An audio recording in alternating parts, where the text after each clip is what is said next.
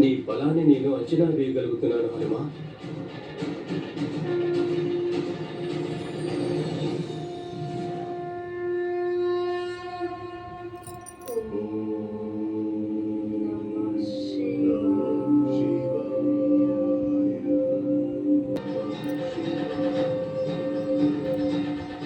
అవకాశం ఉంటే నిన్ను సదా సర్వదా నా దగ్గరే ఉంచుకునేవాడిని. కానీ మహాదేవుడి ఆదేశం, శిరోధార్యం దగ్గర ఉండకపోయినా కానీ నీ తండ్రి సదా నీకు తోడుగా ఉంటాడు.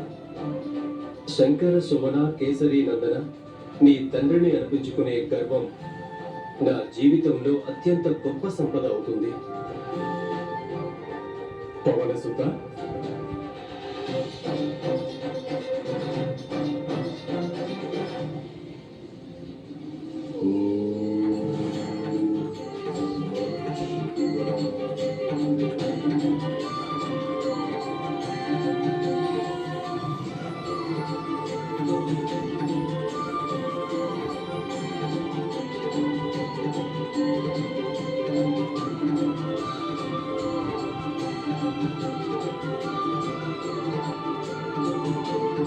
పన్నెండు సంవత్సరాల తపస్సు తర్వాత ఆంజనేయుడు జన్మిస్తాడు.